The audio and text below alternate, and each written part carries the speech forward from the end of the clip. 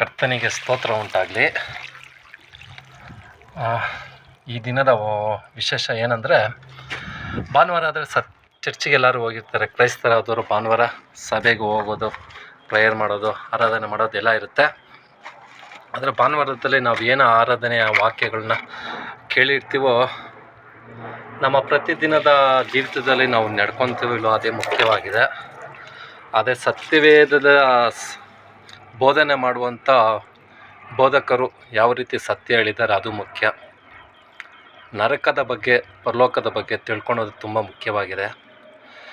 ಒಂದು ಮನೆ ಕಟ್ಟೋದು ತುಂಬ ಈಸಿ ನೋಡಿ. ಕ್ಯೂರಿಂಗ್ ಹಾಕ್ಬೇಕಾದ್ರೆ ನೀರು ಹಾಕಬೇಕು.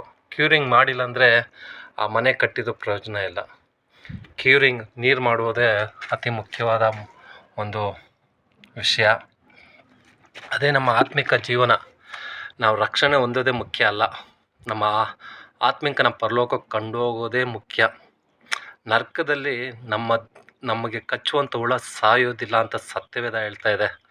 ನೋಡಿ ಸ್ನೇಹಿತರೆ, ನಮಗೆ ಕಚ್ಚುವಂಥ ಹುಳ ಸಾಯೋದಿಲ್ಲ ನರಕದಲ್ಲಿ. ಅಂಥ ಒಂದು ಬಾಳು ನಮಗೆ ಬೇಕಾ? ಸತ್ಯವನ್ನು ತಿಳ್ಕೊಳ್ಳಿ, ಸತ್ಯ ನಿಮಗೆ ಬಿಡುಗಡೆ ಮಾಡುತ್ತೆ. ಸತ್ಯವನ್ನು ಯಾರು ಬೋಧನೆ ಮಾಡಬೇಕು? ಪಾಸ್ಟರ್ ಆದವರು, ಬೋಧಕರಾದವರು. ಆ ಸತ್ಯನ ಅವರು ಬೋಧನೆ ಮಾಡ್ತಾ ಇದ್ದಾರೆ, ಅದು ಮುಖ್ಯ. ಬೋಧಕರಾದವರು ನಿಮ್ಮ ಮನಸಾಕ್ಷಿಯಾಗಿ ಯೇಸು ಸ್ವಾಮಿನ ಸತ್ಯವಾಗಿ ಬೋಧನೆ ಮಾಡಿ, ಸತ್ಯವೇದ ಏನು ಹೇಳ್ತದೋ ಅದು ಬೋಧನೆ ಮಾಡಿ. ಆತ್ಮಗಳು ಭಾನುವಾರ ಆದರೆ ಅದ್ಭುತ ಆಗೋಯ್ತು, ಅತಿಶಯ ಆಗೋಯ್ತು, ನಮಗೆ ಪಾಪ ಬಿಡುಗಡೆ ಆಯಿತು, ನಮಗೆ ರೋಗ ಬಿಡುಗಡೆ ಆಯಿತು, ಅದೆಲ್ಲ ಮುಖ್ಯ. ನಿಮ್ಮ ಆತ್ಮ ಎಲ್ಲಿ ಹೋಯ್ತೈತೆ? ಸತ್ರ ನೀವು ಪರಲೋಕಕ್ಕೆ ಹೋಗ್ತೀರ, ಅದೇ ಮುಖ್ಯ. ಕರ್ತನಿಗೆ ಸ್ತೋತ್ರ ಹೋಗಲಿ. ಮುಂದಿನ ಭಾಗ 2ನೇ ಭಾಗದಲ್ಲಿ ಹೇಳ್ತೀನಿ.